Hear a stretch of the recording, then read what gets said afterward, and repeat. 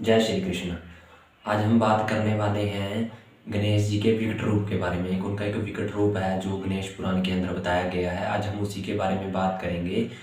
तो अभी हम वो स्टार्ट करते हैं। उसके अंदर क्या है, उस टाइम की बात है कि उस टाइम के अंदर एक राक्षस था जिसका नाम था जलंधर। ठीक है, उसने बड़ी उत्पत्ति मचा रखी थी, मतलब चारों तरफ कहने का मतलब है आतंक मचा रखा था। तो उस चीज़ को ख़त्म करने के लिए जब देवताओं ने मतलब कुछ प्लानिंग की कि क्या किया जाए, तो वहाँ पर कुछ मतलब प्लान बन नहीं पा रहा था अच्छे से कि उसका कैसे मतलब खात्मा किया जाए। तो फिर उसके अंदर जो उसकी वाइफ थी ना, वो मतलब जो उसकी पत्नी थी वो बड़ी ही मतलब पतिव्रता थी, तो जिसके कारण वो और बलवान था। ठीक है, तो इसको भंग करने के लिए क्या विष्णु जी ने अपने हाथों में इसको लिया, मतलब इस कार्य को अपने हाथों में लिया और उसका जलंधर का रूप बना के उसकी पत्नी के पास गया। और उसकी पत्नी ने उसको जलंधर समझ के मतलब उसकी सेवा भी की, उसको स्पर्श भी किया, जिसके कारण विष्णु जी के शरीर से एक राक्षस पैदा हुआ। ठीक है, जो बड़ा ही मतलब घातक था। वो राक्षस पैदा हो गया और वो शुक्राचार्य जी के पास पहुंचा। शुक्राचार्य जैसे आपको पता है कि वो मतलब जो असुर हैं उनके देवता हैं, उनके गुरु हैं।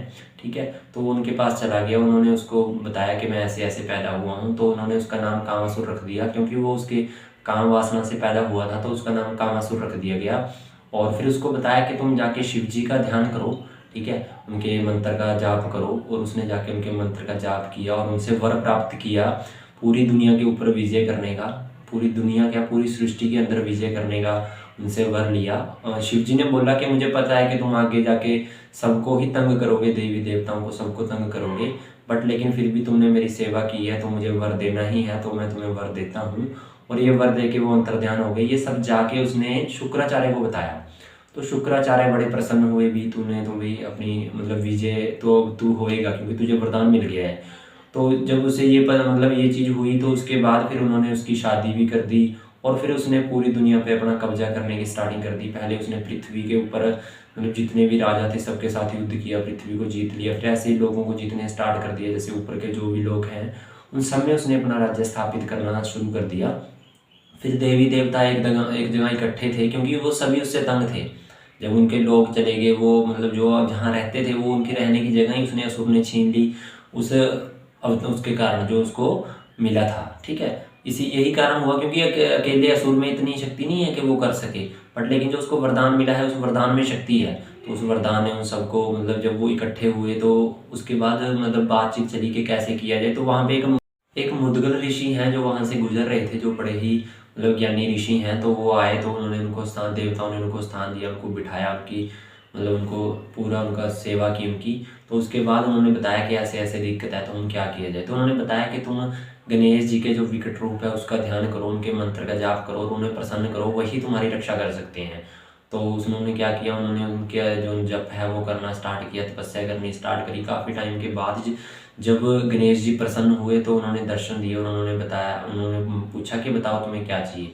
तो देवताओं ने उन्हीं वही चीज़ कि उनको मतलब जो कामासुर है उसका वध कर दीजिए और हमें मतलब मुक्ति दिलवाइए इससे, क्योंकि बड़े ज़्यादा तंग किया हुआ है उसने।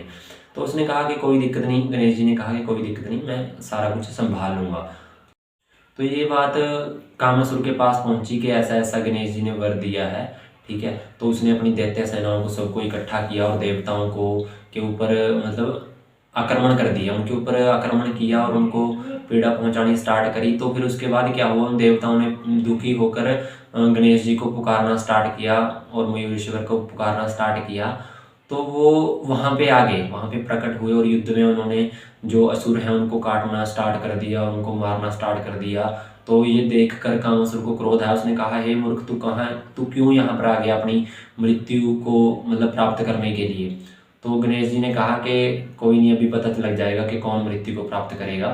ठीक है, तो उसने मतलब उनका युद्ध हुआ, काफ़ी पहले उन्होंने सेनाओं को मारा। बाद में जब कामासुर का और गणेश जी का आमना सामना हुआ, ठीक है, विकट रूप है जो उनका, उसका आमना सामना हुआ, तो उसके अंदर जो कामासुर ने जब अपने हथियार मतलब फेंकने स्टार्ट किए, कभी भाला, कभी तीर, कभी अपनी गदा फेंकना स्टार्ट किया, तो वो सारा कुछ गणेश जी की तरफ जा ही नहीं रहा था, वो उनके चरणों में जाके गिर जा रहा था।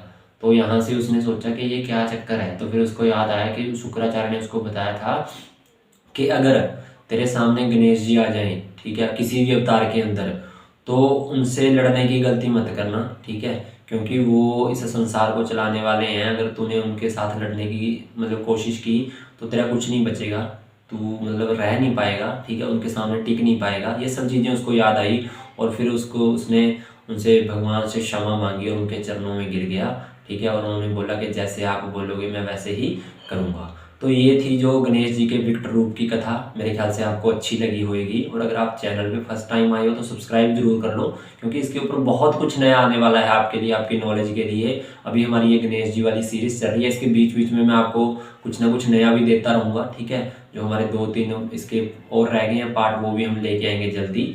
और फिर हम कुछ नई चीज़ों के ऊपर चलेंगे जिनसे आपकी नॉलेज दिन पर दिन बढ़ती जाएगी, ठीक है। तो चैनल को सब्सक्राइब कर लें, वीडियो अच्छी लगी है तो लाइक भी करें, शेयर जरूर करें ताकि लोगों तक पहुँचे, ठीक है।